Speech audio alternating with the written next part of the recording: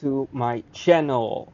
This is formerly known Dragon Lord 953, now the Dragon Lord, and today we're going to talk about the Super Conqueror and the other British heavy tanks, which are very comparable to the Super Conqueror, the FV215B and the Chieftain Mark 6. Now, we're going to start with the 215B, which is the Tech 3 tank of the three that you can get. Um, and of course, we're going to talk about the good things, the bad things, and how it compares to the other two, the Super Conqueror and the Chieftain. Well, first up, you've got consumables like the special consumables, the reactive armor, you've got the super speed boost, and you've got, I think you've got the reticle. I don't know exactly if it was in it or not. Anyway, it is really reliable or reliant on those consumables. And that's a pretty major flaw. Because this thing used to be an absolute medium tank bully, but it has been nerfed incredibly hard. Not only with the engine boost consumable, but also with the uh, with the own nerfs, mostly around the gun. And that made this tank, which was an absolute medium tank bully, a really bad tank actually. I didn't really love it to begin with, but nowadays it's not that great. Of course, it still has the hash rounds, it still has a decent DPM with 2900, but it doesn't float my boat anymore. It has too many flaws with it. The fact that you need to overturn your hull, the fact that yeah, it it lost so much of its shine nowadays. And then of course also the former flaws with that the cupola on top could be sniped by pretty much anything on the enemy team. And you really need to be lucky to bounce. Yeah, it's not amazing anymore.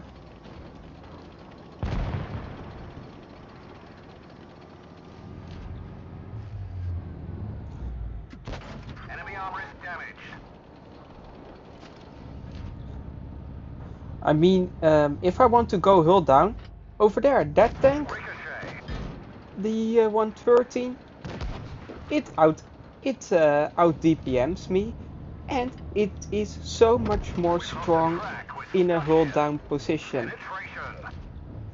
That E50M over there, way better armor. I could bully medium tanks with an E50M and come out on top time and time again. And it would be so much more fun in the process.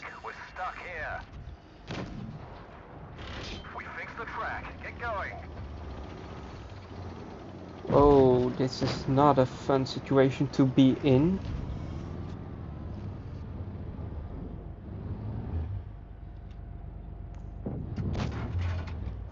Oh, and then of course the accuracy, which either is troll or really, really bad.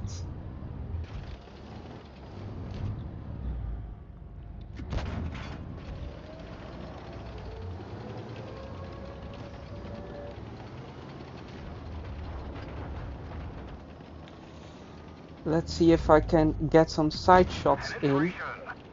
Really unlucky RNG over there. Try to evade getting...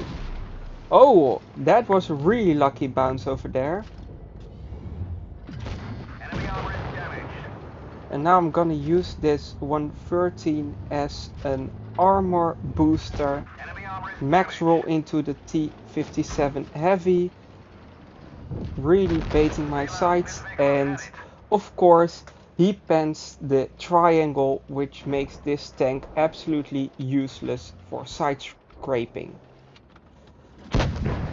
But I think this is still a victory if our STB takes out those two tanks.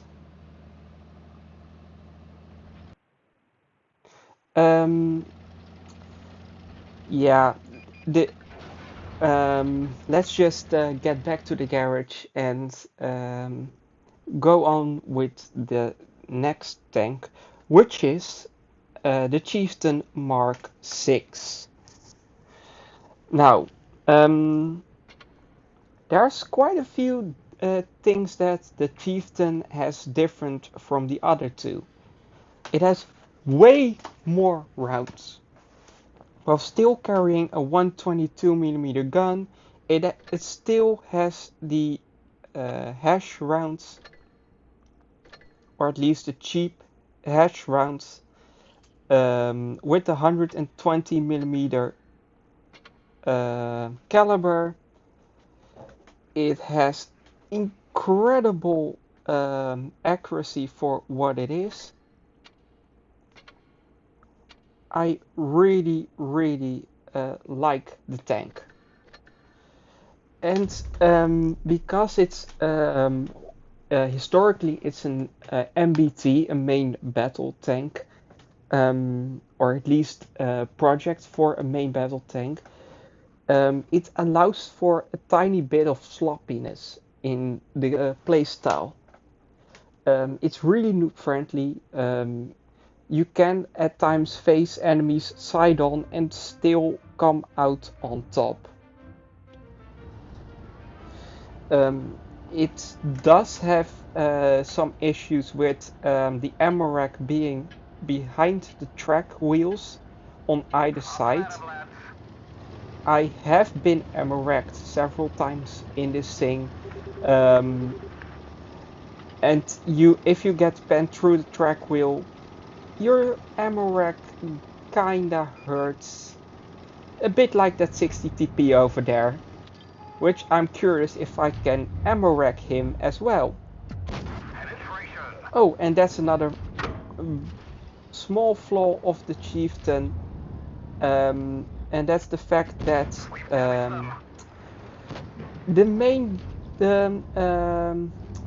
the standard shells really lack penetration. I'm forced to run calibrated shells, otherwise I can't deal with that E100 over there at all. And of course that cupola, which got penned for 400 damage, probably by the E75. Those are some major drawbacks of the Chieftain Mark 6. But on the other hand, the 60 TP has one of those cupolas as well, so who cares? The commander's injured. We can barely see through the scope. I've never been penned so many times in the cupola before, but we're gonna see if the 60 TP likes one as well. And it seems like he did. Let's wiggle the cupola and miss the 60 TP completely.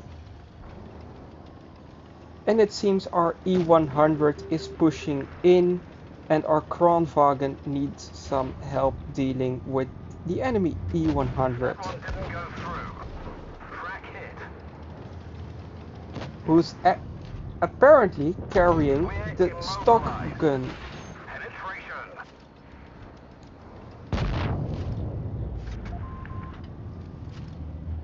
And finishing off the E75, which only leaves a Mouse and a Sheridan on the enemy team. And, well, let's see what we can do with a big metal box full of HP. Juicy. Oh, there's the Mouse. And because of the MBT features, of course we hit our shots.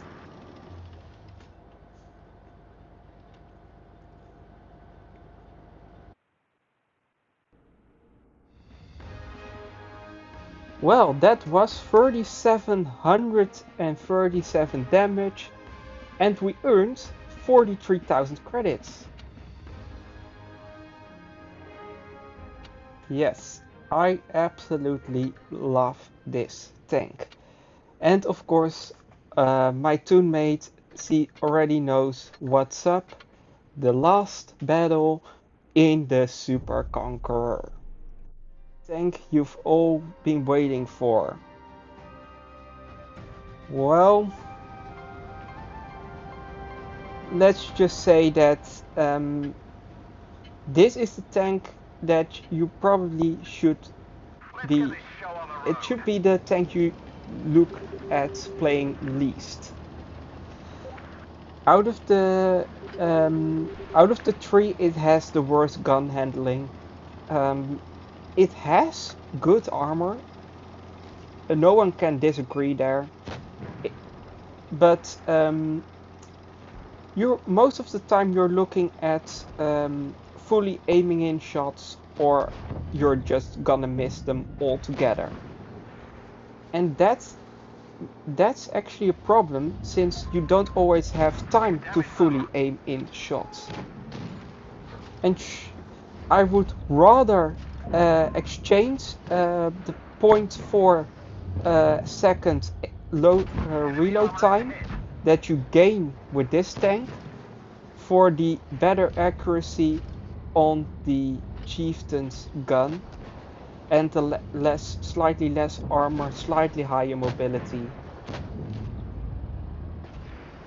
But that's just me personally. I'm more of a medium tank guy, not a heavy tank. Let's see if... Yes, the 183 did exactly what I expected, and that was hit my spaced armor on front.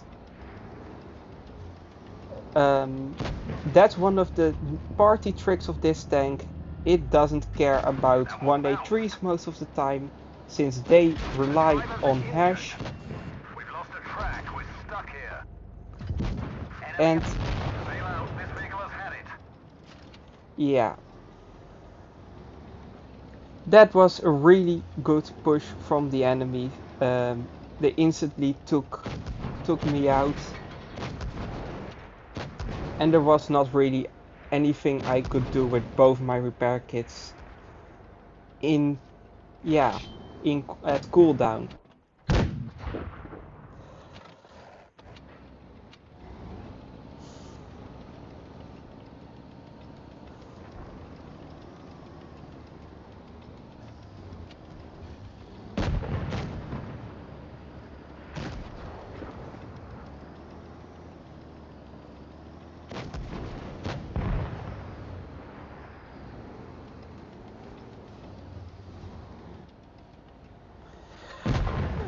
Anyway, I'm gonna leave that battle as it is, so I can make my conclusion, and that's this. So, for the FV215B, do I suggest to go get it? Absolutely not. It's really a tough line to get. After the Black Prince, it's just suffering all over again. Sure, the Conqueror or um, the Carnarvon action or the Carnarvon is getting a buff on its gun on the alpha damage. It goes from 190 to 225, But really, what's that 35 damage gonna do? Then you get to the Conqueror, you get a tank with no turret armor, no hull armor, basically the same gun, but then you kind of, when you look at it, you get the exact same gun uh, uh, yeah, as the Super Conqueror. And it's not like that's unusual, because if you look at other tech trees, there are so many that basically carry on the same gun as the tier 10. The Centurion 7-1 has the amazing gun of the FV4202, and it's it just keeps on going. The E50, E50M basically got the same gun. The If you look at the Chinese WZ-120, WZ-121, same gun. 11G FT 113, same gun. So in the end, the Super Conqueror is just yeah, it's outdone by all other tech trees, and everyone goes straight through your turret. So it's not a fun line to get through, and it's not like the 215B is a good tank when you get it. Then the Chieftain, personally, I'd say just get the Chieftain. Don't get the Super Conqueror. It's 20,000 gold, and the Chieftain has been in the game for years. Last time it was on sale, it was 15,000 gold, and its gun handling is so much better. It has somewhat of an upper plate that can bounce. The turret is pretty good. Yeah, it has that cupola, which, as you saw in the second battle, does get bent. But those two were really lucky shots. They don't happen all that often. And then the Super Conqueror. It has a bit of a good gun, but it's really troll. It's hit or miss actually. The armor profile allows it to retry the same shots over and over again if you got the proper team support. But that's the thing, team support, and it's really risky and a lot more hit and miss than the Chieftain Mark 6. So in the end, wait for the Blitz Fair or whatever, whenever Wargaming is gonna resell the Chieftain Mark 6, and just get that. Anyway, that was it for today. Thank you for watching, and see you next time. Bye bye.